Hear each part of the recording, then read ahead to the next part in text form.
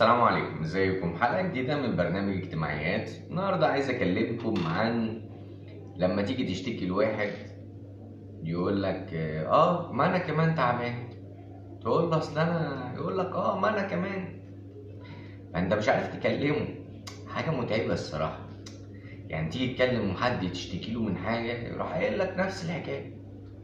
طيب ده انت صاحبي، ده انا عايز احكي لك. ده انت اخويا، ده انا عايز احكي لك. ده انت مش عارف ايه بالنسبه لي، ده انا عايز احكي لك. طيب تروح انت بقى عامل ايه؟ البوست بقى المنتشر على الفيسبوك اليومين دول، اعمل له بلوك، اخلص منه. انا بقى جاي النهارده اقول لك حاجه تانية. اقول لك هو ممكن يكون في اللي مكفيه، ممكن يكون تعبان، استحمله انت بقى. يعني انت عايز الناس تستحملك انت لوحدك وانت ما تستحملش حد؟ يعني مش منطقي.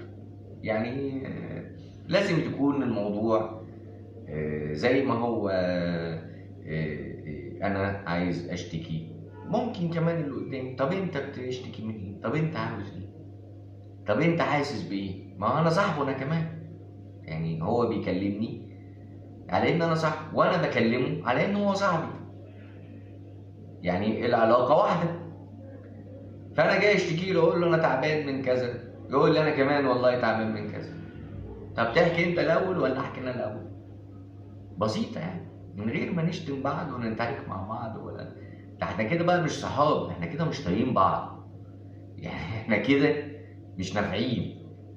يبقى ماشي، انت اعمل له بقى بلوك، لان انتوا اصلا كده مش صحاب، انت كمان مش صاحبه. يعني مش هو بس غلطان، لا انت كمان غلطان، او عندك جانب من الخطأ. خلاص جايز هو قالها بطريقة وحشة، يعني عادي، ما انت حبيبك بتقرقش له الزلط وعدوك تتمنى له الغلط. يعني المثل الشعبي يعني الدارج. طيب الحاجة التانية، هو أصلا وإحنا في تعاملاتنا الاجتماعية بنعفو، بنسامح، بنقول لا أصل فلان ده ما يقصدش، أصل فلان ده كذا، أصل فلان لا، ما بنعملش كده. إحنا أول لما حد يمثلك طرف تروح أنت طق ضربه. الله، طب ليه؟ ليه المبالغة في العنف؟ ليه ما عندكش؟ هو الصراحة لا عندك، يعني المفروض لا يبقى عندك مبالغة في العنف ولا مبالغة في العفو. يعني هو خير الأمور الوسط. يعني هقول لك على حاجة. أنت دلوقتي لما تقرأ قصة سيدنا يوسف عليه السلام، تلاقي إنه إخواته عملوا فيه مشكلة، كارثة. حطوه في البير وغاب عن أبوه وعن أهله لمدة سنين طويلة. يعني تعبوه، يعني بهدلوه، يعني عذبوه. لكن في الاخر رغم كل ده يقول لك ايه؟ نسق الشيطان بيني وبين اخوتي. يعني كان ممكن بقى يقول لك لا ده انا احبسهم، ده انا اسجنهم، ده انا بقيت قوي، ده انا بقيت قائد، ده انا ما عملش كده. ما عملش كده. قال لك نسق الشيطان بمنتهى البساطه كده، نسق الشيطان بيني وبين اخوتي. الموضوع انتهى، خلاص خلصنا. شوف الفرق. عشان ده رجل نبي، وعلشان عنده علم، وعلشان ربنا اداله العلم والحكمة. طيب هو ربنا بقى، انت هتقولي بقى ما هو نبي، انا مش نبي، انا بشر يا سيدي وزي الناس وبتاع. ايوه، ما هو ربنا سبحانه وتعالى لما بيحكي لك القصة دي بيحكيها لك ليه؟ ما هو ربنا عارف ان انت مش نبي، بس هو ربنا بيحكيها لك علشان انت تاخد منها العبرة والعظة.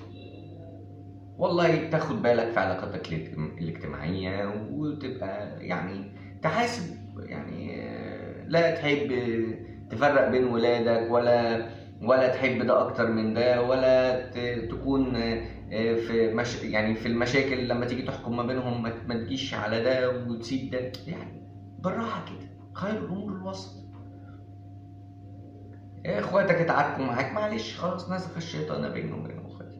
يعني انت يوم لما كان اخواتك بيتعاركوا معاك ولا صاحبك يتعارك معاك، يعني هيحطك في بير وتلف العالم كله، وبعدين في الاخر تلاقي لا، ما بيحصلش. فشوف بقى لما تبقى القصه كبيره قوي كده، وبعدين في الاخر يقول لك نسخ الشيطان بيني وبين اخواتي. موضوع بسيط، خلاص الموضوع انتهى. الحمد لله رجعنا لبعض، وبقيت الحمد لله ربنا اداني الملك واداني العلم واداني الحكمه، خلاص استفدت استفادة أكبر. الابتلاء ده ساعات بيكون نعمة مش نقمة.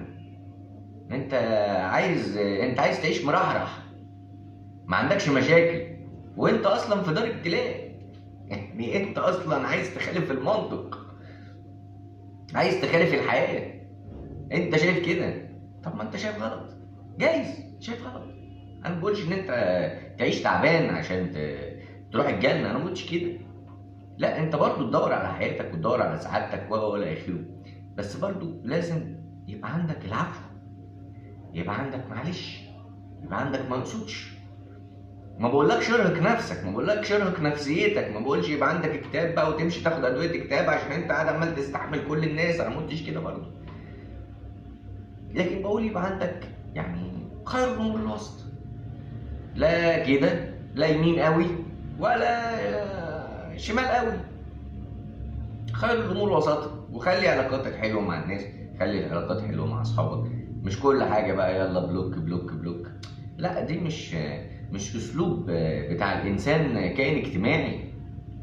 ده انت كده هتعيش لوحدك، يا اما هيبقى عندك 2 3 منافقين وبيطبلوا لك عشان مصلحه وترجع تزعل وتقول هو الناس بتعرفني عشان المصلحه ليه؟ طب ما انت اللي بتجيبه لنفسك. واتمنى يعني ان يكون ده مفيد بالنسبه لك، ويكون نصيحه حلوه، واشوفكم على خير. السلام عليكم.